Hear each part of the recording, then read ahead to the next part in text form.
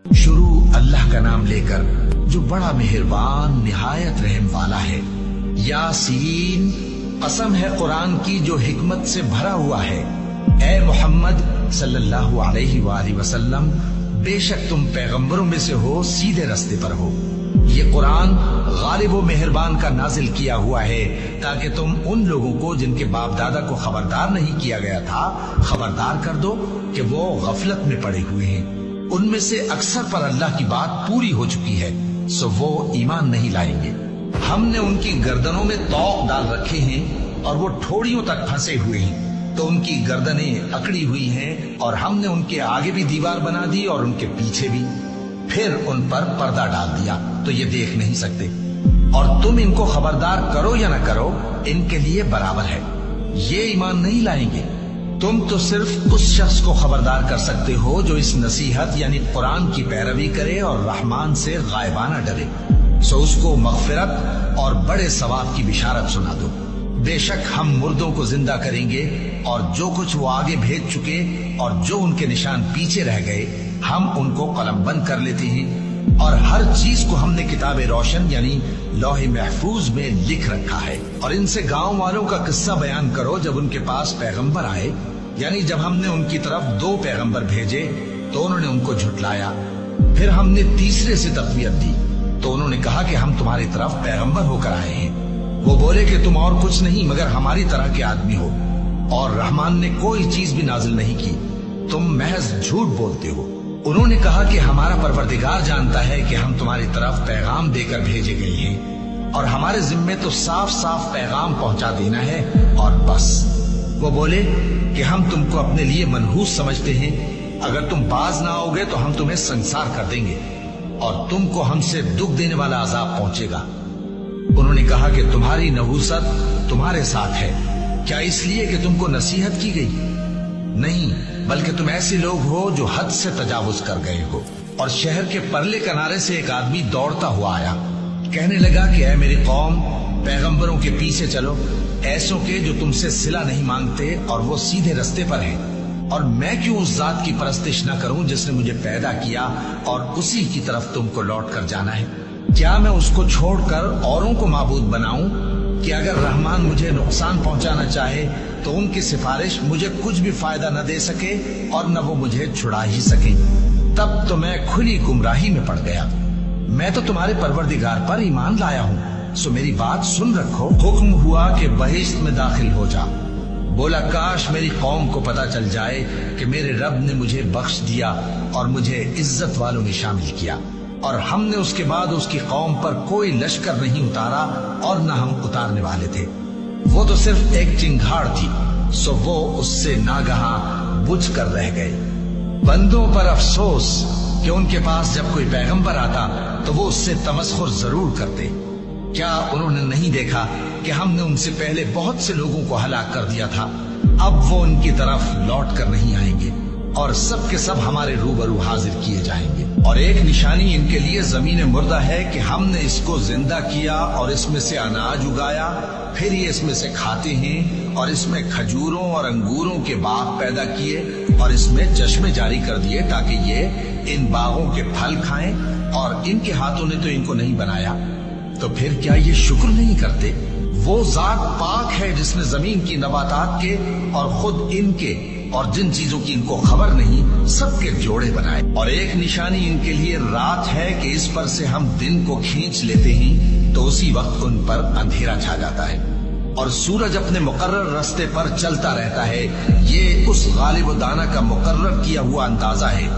और चांद की भी हमने मंजिलें मुकर्रर कर दी, यहाँ तक के घटते घटते खजूर की पुरानी शाख की तरह हो जाता है। न तो सूरज ही से ये हो सकता है कि चांद को जा पकड़े और न रात ही दिन से पहले आ सकती है, और सब अपने अपने मदार में तैर रहे हैं। और एक निशानी इनके लिए ये है कि हमने इनकी औलाद को भरी हुई कश्ती में सवार किया और इनके लिए वैसी ही और चीजें पैदा की जिन पर ये सवार होते हैं। और अगर हम चाहें तो इनको गर्क कर दें, फिर न तो इनका कोई फरियाद रस हो और न इनको रिहाई मिले, मगर ये हमारी रहमत और एक मुद्दत तक के फायदे हैं। और जब इनसे कहा जाता है कि जो तुम्हारे आगे और जो तुम्हारे पीछे है उससे डरो ताकि तुम पर रहम किया जाए, اور ان کے پاس ان کے پروردگار کی طرف سے کوئی نشانی نہیں آتی مگر اس سے منہ پھیر لیتے ہیں۔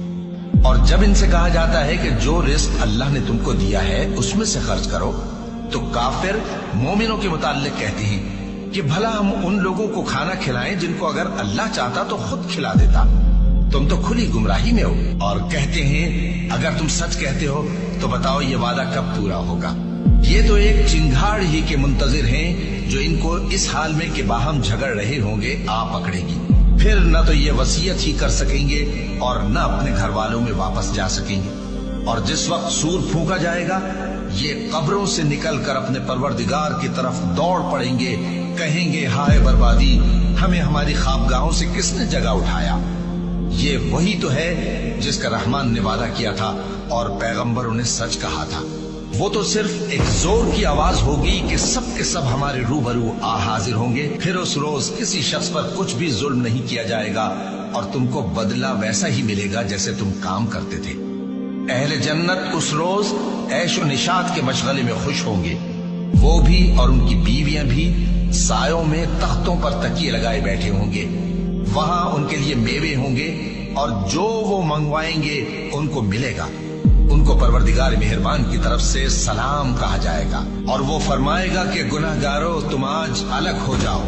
اے آدم کی اولاد، کیا میں نے تم سے کہہ نہیں دیا تھا کہ شیطان کو نہ پوجنا، وہ تمہارا کھلا دشمن ہے، اور یہ کہ میری ہی عبادت کرنا یہی سیدھا رستہ ہے، اور اس نے تم میں سے بہت سی خلقت کو گمراہ کر دیا تھا، تو کیا تم سمجھتے نہیں تھے؟ یہی وہ جہنم ہے جس کے تمہیں دھمکی دی جاتی تھی، جو تم کفر کرتے رہے ہو اس کے بدلے آج اس میں داخل ہو جاؤ۔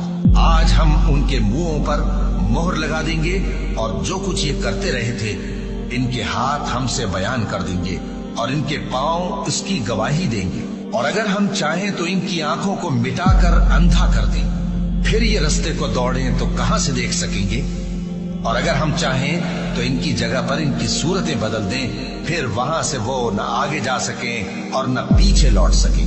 اور جس کو ہم بڑی عمر دیتے ہیں تو اسے تخلیق میں اوندھا دیتے ہیں، یعنی اسے بچپن کی کمزوری والی حالت کی طرف لوٹا دیتے ہیں، تو کیا یہ سمجھتے نہیں؟ اور ہم نے ان کو یعنی اپنے پیغمبر صلی اللہ علیہ وآلہ وسلم کو شعر گوئی نہیں سکھائی، اور نہ وہ ان کو شایع ہی ہے، یہ تو محض نصیحت ہے اور صاف صاف قرآن ہے، تاکہ اس شخص کو جو زندہ ہو خبردار کرے اور کافروں پر بات پوری ہو جائے۔ کیا انہوں نے نہیں دیکھا کہ جو چیزیں ہم نے اپنے ہاتھوں سے بنائیں ان میں سے ہم نے ان کے لیے مویشی پیدا کر دیے اور یہ ان کے مالک ہیں، اور ان کو ان کے قابو میں کر دیا تو کوئی تو ان میں سے ان کی سواری ہے اور کسی کو یہ کھاتے ہیں، اور ان میں ان کے لیے اور فائدے اور پینے کی چیزیں ہیں، تو کیا یہ شکر نہیں کرتے؟ اور انہوں نے اللہ کے سوا اور معبود بنا لیے ہیں کہ شاید ان سے ان کو مدد پہنچے، مگر وہ ان کی مدد کی ہرگز طاقت نہیں رکھتے، اور وہ ان کی فوج بنا کر حاضر کیے جائیں گے تو ان کی باتیں تمہیں غمناک نہ کر دیں۔ یہ جو کچھ چھپاتے اور جو کچھ ظاہر کرتے ہیں ہمیں سب معلوم ہے۔ کیا انسان نے نہیں دیکھا کہ ہم نے اس کو نطفے سے پیدا کیا، پھر وہ تڑاک پڑاک جھگڑنے لگا اور ہمارے بارے میں مثالیں بیان کرنے لگا اور اپنی پیدائش کو بھول گیا، کہنے لگا کہ جب ہڈیاں بوسیدہ ہو جائیں گی تو ان کو کون زندہ کرے گا؟ کہہ دو کہ ان کو وہ زندہ کرے گا جس نے ان کو پہلی بار پیدا کیا تھا، اور وہ ہر طرح کی تخلیق کو جانتا ہے، وہی جس نے تمہارے لیے سبز درخت سے آگ پیدا کی، پھر تم اس کی ٹہنیوں کو رگڑ کر ان سے آگ نکالتے ہو۔ بھلا جس نے آسمانوں اور زمین کو پیدا کیا، کیا وہ اس بات پر قادر نہیں کہ ان کو پھر ویسے ہی پیدا کر دے؟ کیوں نہیں؟ اور وہ تو سب کچھ پیدا کرنے والا کامل علم والا ہے۔ اس کی شان یہ ہے کہ جب وہ کسی چیز کا ارادہ کرتا ہے تو اس سے فرما دیتا ہے کہ ہو جا، تو وہ ہو جاتی ہے۔ وہ ذات پاک ہے جس کے ہاتھ میں ہر چیز کی حکومت ہے، اور اسی کی طرف تم کو لوٹ کر جانا ہے۔